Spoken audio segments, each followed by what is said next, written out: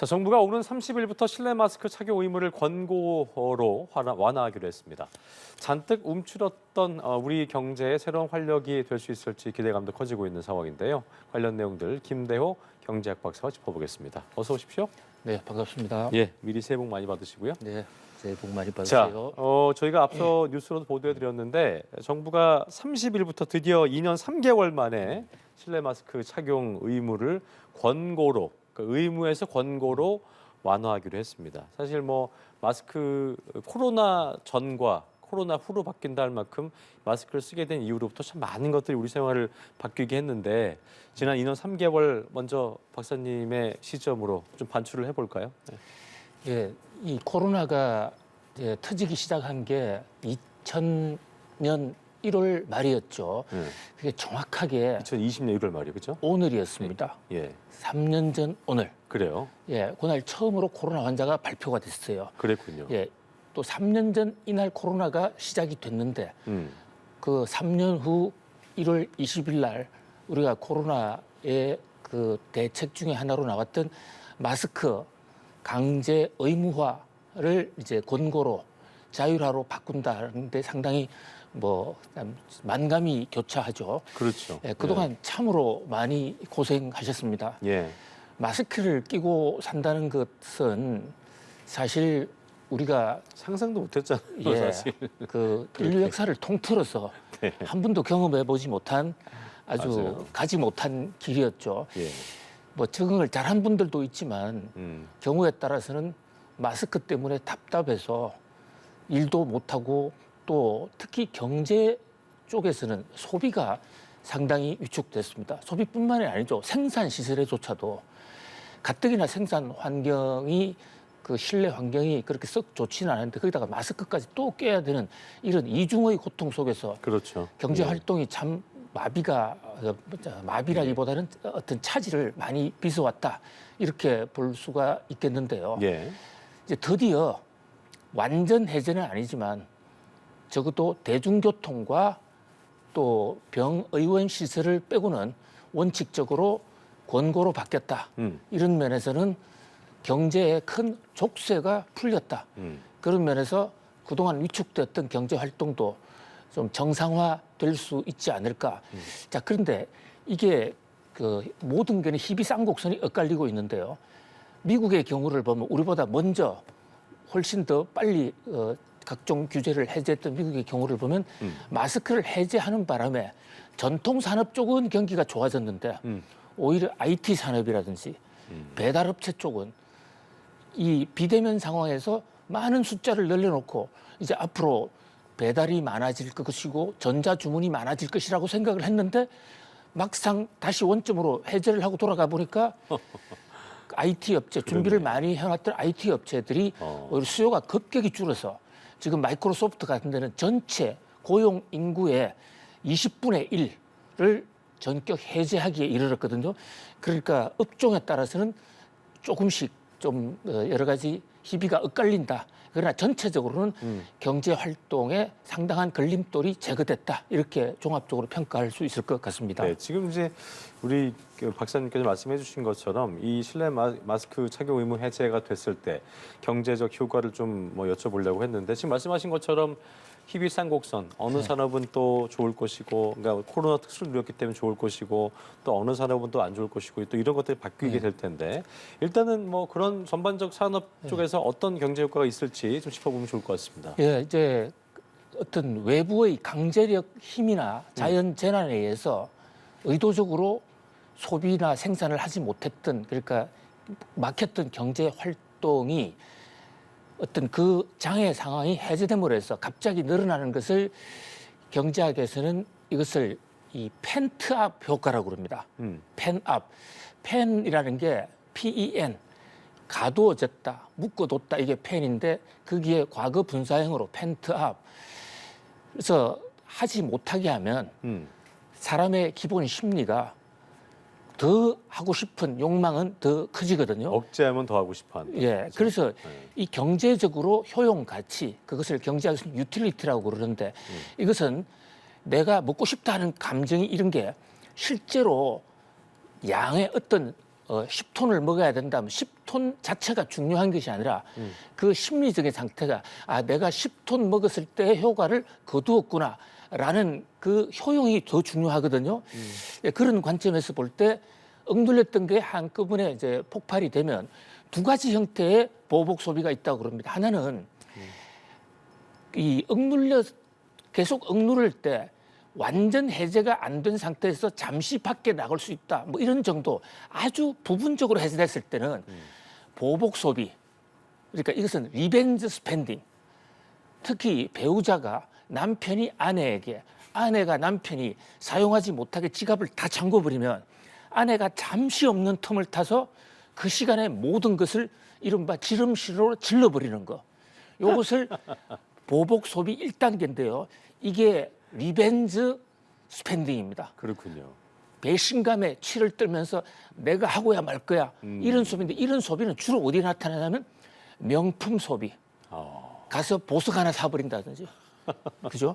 또 큰 핸드백을 산다든지. 밀렸던 소비 심리가 폭발을 하는 거군요. 예. 이게 이제 마케팅하게 나오는 얘기인데요. 그런데 이분은 그런 건 아니지 않습니까? 무슨 뭐 아내가 남편에게, 남편이 아내에게 소비 못하게 막아놓던 건 아니고 네. 특별히 배신감을 느껴서 보복할 사람은 아니고 오랫동안 눌려 있었던데 이런 것은 뭐라고 그러냐면 이제 용수철 효과. 억눌려져 있으니까 요거는 이제 팍 튀겨서 나오는데 용수철 효과의 특징은 두 가지입니다. 하나는 용수철로 눌렸다가 튀겨서 나오면 그 종합적으로 앞으로 나아가는 힘은 평소에 정상적인 힘으로 두 번 나갔던 것보다도 한 번 눌렀다가 그 후에 한 번 튀게 되면 시간은 결과적으로 두 번 걸린 시간이지만 용수철 효과가 나면 이게 4배 정도 그 제곱으로 효과가 있다는 겁니다. 네. 그러니까 그 소비가 더 늘어날 수 있다. 그런데 이 경우에는 용수철 효과에 의한 소비는 명품을 산다든지 어떤 내가 물건을 사서 해소한다기보다도 실소비 쪽에 더 많다는 거죠.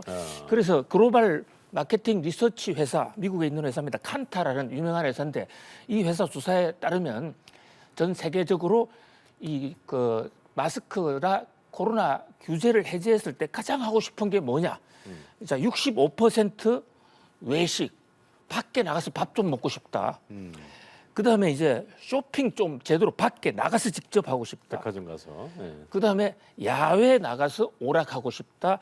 야외에서 운동하고 싶다. 근데 우리나라는 일부분은 야외 마스크는 작년 9월 달에 해제됐지 않습니까?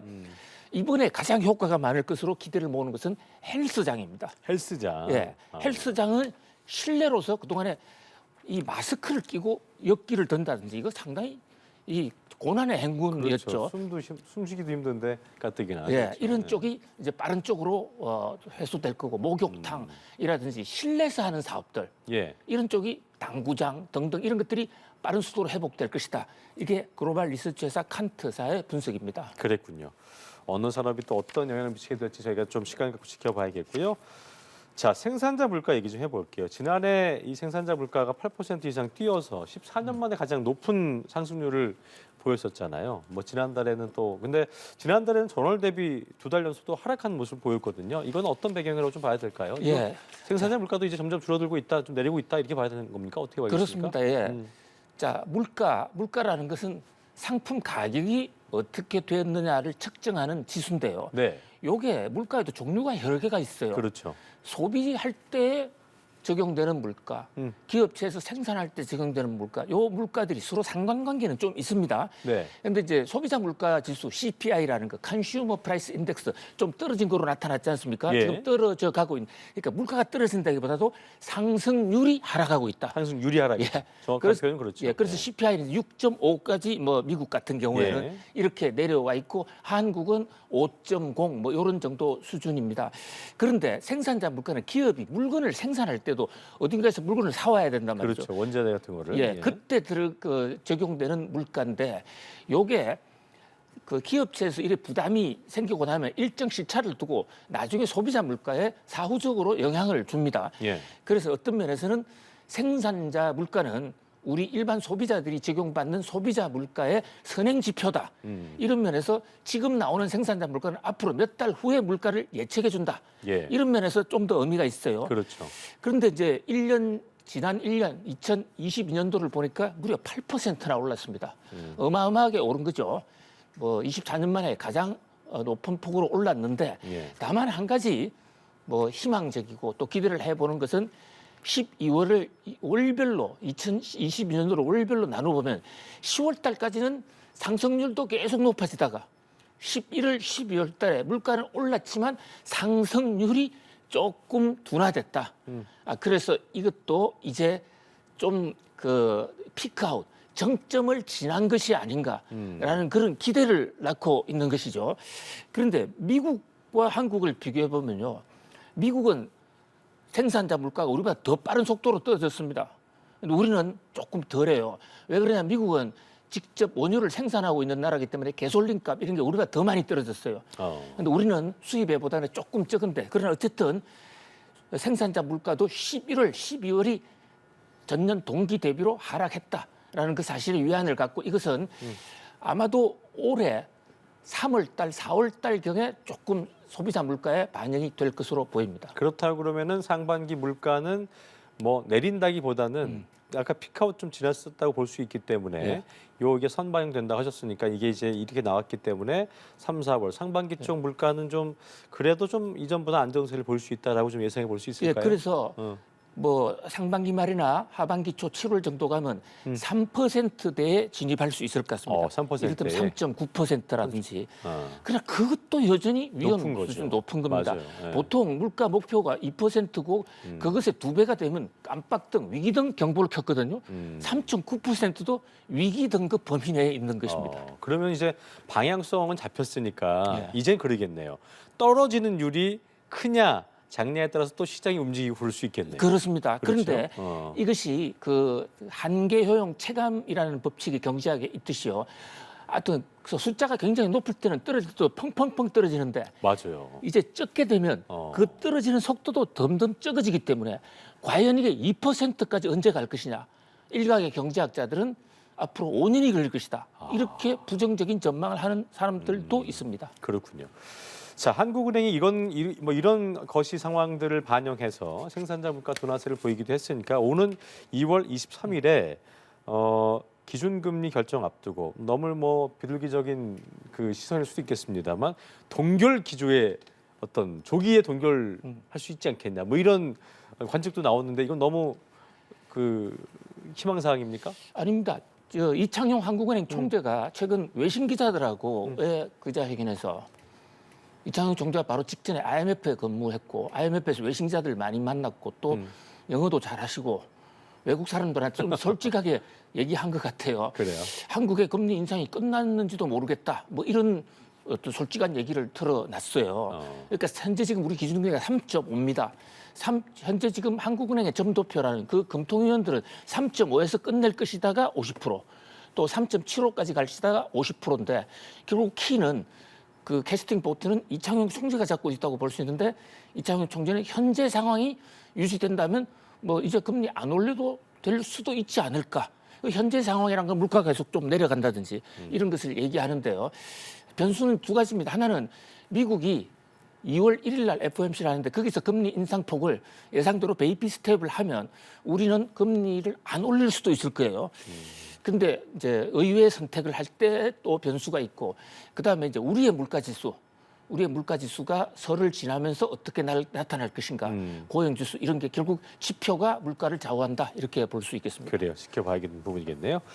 자, 풍력 터빈 제조 세계 1위 기업입니다. 덴마크의 베스타스가 우리나라에 기분 좋은 소식을 전해왔네요. 3억 달러, 3,700억 원 규모의 투자에 나서기로 했습니다. 이 투자 신고식에 윤 대통령도 직접 참석을 했다고 하는데 어떤 경제적 효과가 있을지 끝으로 짚어보겠습니다. 예, 이번 윤석열 대통령의 다보스 또 그 UAE 순방이 경제적으로 뭐 상당한 성과를 낳았다고 이렇게 내외적으로 평가를 받고 있는데요. 그 중에서도 가장 주목되는 사건은 바로 저는 이 베스타스라는 회사입니다.